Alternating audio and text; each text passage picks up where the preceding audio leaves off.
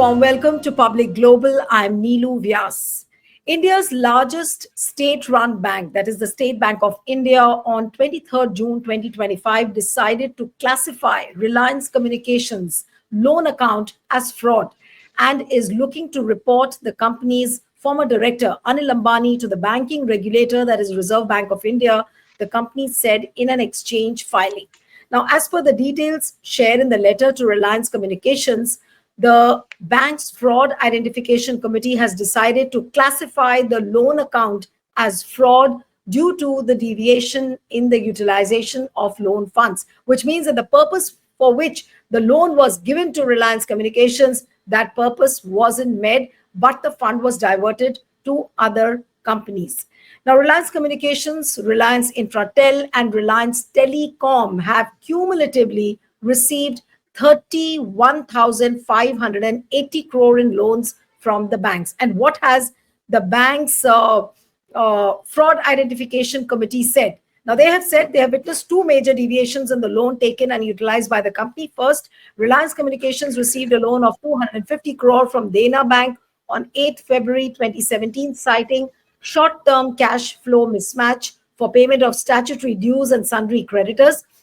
And instead of using the funds for the officially mentioned reasons, the company allegedly used the loans to pay the PSU firm Railtel Corporation of India. So that is one bit. Then the other, the India Infrastructure Finance Company Limited also sanctioned a 248 crore loan to fulfill its capital expenditure needs. However, the Reliance Communications paid 63 crore to RITL and 77 crore to RIEL to repay some loans. So obviously there are question marks, but now since the loan account has been declared as fraud, so will Anil Ambani continue to enjoy the patronage of the Modi government, given the fact that in June, which is not far away, he signed a deal with Dassault during a Paris air show that he is going to manufacture, and he's getting into a joint venture for making Falcon fighter jets. So where does it leave Anil Ambani to, and what does this pattern actually show? Because Vijay Mallya time and again has said that he hasn't committed that fraud as is made out to be. But when you compare it with the fraud which Anil Ambani has committed, how does one see the whole situation? Joining me this afternoon is Siddharth Sharma, independent media analyst. Siddharth, thank you so much for joining on Public Global. My first question to you is that the very fact that Anil Ambani's loan account has been declared as fraud, does it come as a huge setback for Anil Ambani and the government as well? Well, I don't think it comes as a huge setback to the government. I'll come to the Ambani part later, because the simple thing is that, as we all know, the present BJP government stands against socialism. Very recently, it went its parent organization, the RSS, Mr. Dattatreya Hosbale, even went on to the extent of saying that socialism from the preamble of the constitution has to be taken out. We all know that socialism is called as Samajwadi in Hindi, and the BJP is against, goes hammer and tongs against the Samajwadi party in Uttar Pradesh. So basically, BJP is against socialism. That means that BJP stands pro-capitalism. But the funny thing is that there is a difference between capitalism versus capitalistism. In capitalism, what happens is that capital is protected, whether that capital belongs to a 5,000 rupee capital of a street hawker or a 5,000 crore rupee capital of a big industrialist. Irrespective of the amount, the capital, when it is protected, it becomes capitalism. Unfortunately, in India, in BJP's dictionary, capitalism means capitalistism. That means that protect the capitalists. Protecting capitalists and protecting a capital is totally two different things. For example, if I have an EMI from a bank, and if I, for some reason, don't pay those EMI for 3 months, the banks come to my house to, Hindi में बोलते हैं ना, कुर्की जब्ती करने के लिए आ जाते हैं. How come, if I don't pay a 3,000 EMI for 3 months, the banks come to my house and with notices and all kinds of harassment? But in India, a capitalist by the name of Ambani, just because his company is named as Ambani, he can draw out a 32,000 crore rupee loan from the government, from the banks, and nobody is going to ask him. What really essentially has happened here is that, to cut the chase short, whenever you reach out to a bank, for example, if I want to build a house and I want to raise a loan from the bank, I have to give relevant documents to the bank regarding the home loan, and that loan that I receive from the bank has to be used to build my house. So it cannot be used for something else. What has essentially happened here, in which the SBI is contemplating raising this, escalating this complaint to the RBI, is that Reliance Communications, the company in discussion here, whose director is Mr. Anil Ambani, it reached out to banks saying that they need loan for some capital expenditure. But once that loan was raised, instead of investing it in companies, they invested it in repaying loans, earlier loans. It is like Hindi में बोलते हैं ना, इसकी टोपी उसके sir. I took a loan from you for a period of 1 year, 1 lakh rupee. At the end of 1 year, if I cannot pay you back 1 lakh rupee, I ask somebody else for a loan of 1 lakh rupee, then repay you and start the loan cycle again with the next person. This is called passing the buck. It is called as passing the, while as children we used to play passing the ball game. So I think what has happened here is that the SBI has come to know about it. This thing is totally illegal, not according to the banking practices. If somebody does this 32,000 crore rupee worth of bank fraud, that means that immediately either CBI or ED should get involved here. That is the natural course of action. If this could have happened with anyone else in India, the first thing that would have happened is that ED or CBI would have landed at their doorstep. But right now we have forget about ED and CBI. This SBI is itself contemplating whether to escalate this issue with the RBI or not.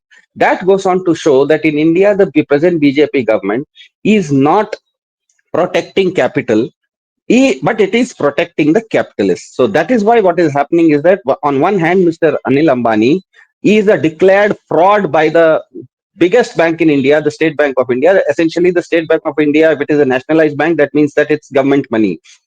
On one hand, Mr. Anil Ambani is a declared offender as far as fraud is concerned. At the other hand, he is one of the biggest defense contractors also, as you rightly said, that he has a collaboration with Dassault in France to build fighter aircraft for India. So this kind of anomaly, this kind of paradox we live in, and this kind of paradox has been created by the BJP government in the last 10 years, wherein capital is not protected, but capitalists are protected. And that is why today you have a situation wherein 32,000 crore rupee of people's money. This is the money with the banks. The banks don't print money. The biggest beneficiary of the money for a bank comes from, because I have a bank account, you have a bank account, everyone has a bank account. Whether as an individual or as an entity, we have bank accounts. So that is public money. 32,000 crore rupee worth of public money has gone to drains, and the government of India has still not started a prosecution investigation into this. That goes on to show a lot that Mr. Anil Ambani, yes, he enjoys a lot of clout in this government, and that is why, on one hand, when I said that the government, because it doesn't protect the capital, it protects the capitals. That is the government's angle. Now, because Mr. Anil Ambani is a capitalist, I don't think anything will happen here. Mr. Vijay Mallya was a outlander. Mr. It's not just an outlander. Vijay Mallya is having a nice time in London. So is Mr. Nirav Modi. So is Mr. Lalit Modi. So is Mr. Mehul Choksi. So what is happening here is that But what I is think, very clear, Siddharth, but what is very clear is that the rules have been bent for Anil Ambani, and which is why he continued to get the loans despite all the transgressions he made in his financial dealings. And I'm sure that now, if the report is being sent of this fraud to the Reserve Bank of India, the government so far, the finance ministry so far, was actually in the know of it, and they were ready to discount all this. So does it not bring out the glaring gapeholes in the manner in which the government also treats these capitalists, whether it is Anil Ambani, whether it is Adani, and this is just one of the glaring examples of how the yeah, system is completely flawed. yeah, exactly. It's not just the system is not flawed. The system has been gamed. The system has been gamed by the government. This is, as you said, it's not just about Mr. Anil Ambani. Mr. Adani also has a fraud case in America. And we know that the American government, the American courts have issued a summons. They just want those summons to be served to Mr. Adani in India because he is an Indian citizen, and that part has not been fulfilled by the Indian government. Now that goes on to show again. I am saying the entire BJP government is protecting capitalists. It's not protecting capital. It is one thing called as protecting my capital, and it is another thing that you protect a capitalist. So right now, just like Mr. Adani's case, just like Mr. Nirav Modi's case, just like Mr. Mehul Choksi's case, just like Mr. Vijay Mallya's case, all these people have defrauded banks in India and then gone off, then have flown off, and the government till date has not prosecuted them. It's a fact. So Mr. Anil Ambani is the latest chapter of a very large book that is always being written, that's consistently being written. This is just the latest chapter. And that's why I don't think anything glaring or anything very highly prosecutory will happen with Mr. Anil Ambani. He will go scot free out of this because, as we all know, I mean, Anil Ambani has a lot of clout in Indian politics, and the Indian politics also. But if you look at the RBI guidelines, isn't it so that once the bank declares you a fraud, then it's difficult to get loans from other banks? Is it not like a troubled time for Anil Ambani? How is he going to get loans? And he's got into a joint venture now. Is he going to be dependent on Dassault for this for making these Falcon fighter jets? Because all said and done, he basically is in a way claiming that he doesn't have any money. Where is he going to get the money from now if the banks stop loaning money to Anil Ambani? To answer your first part, a law is a law, but unless that law is implemented, is enforced, that doesn't become a law. For example, we all know that without riding a bike without helmet is illegal, so it attracts some kind of fine. So imagine I am going on the road without a helmet, and some police wala catches me, and incidentally that police wala happens to be my cousin brother. Then there is a big chance that he will let me go scot free. Although the rule says that without helmet guy has to be booked, just because that police wala is a friend of a violator, he also goes scot free. So my point is that there is a law, as you said. RBI has certain guidelines. Whoever has defrauded banks, they have to be prosecuted. But who is going to prosecute these people? Prosecutors have to be the people, has to be the government. And this government's record, as far as capitalists is concerned, not just Anil Ambani, as I earlier said, be it Adani, be it Vijay Mallya, be it Mehul Choksi, be it Lalit Modi, all these people, the record of this government is that it does not prosecute any of the financial defrauders. It either lets them run away to foreign shores or tries to protect them to the best of its ability. Even the American government has not yet had that kind of pressure on Indian government to serve a simple notice on Mr. Adani. Do you really think that will I be naive enough to think that what American government could not do, SBI can do it with Mr. Ambani? If the American government and the American courts do not have any say on the Indian government, do not have enough pressure on the Indian government to serve a notice to Mr. Adani on a financial fraud matter, I'm not naive enough to believe that Mr. Ambani, who is as strong and as big an industrialist as Adani is, and SBI would be able to give him a notice. I don't think so. No, but what happens now? And this is my last question to you. What happens to Ambani? Will he continue to enjoy the patronage of Prime Minister Modi and the entire government system, or is he going to be now rebuffed by the system?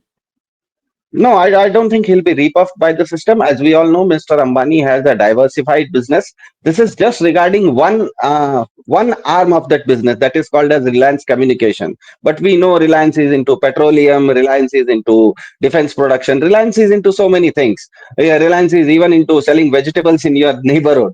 So right now, what is happening is that what they will say is that they will appeal it in some appellate tribunals. As we all know, in India, there are many appeal tribunals.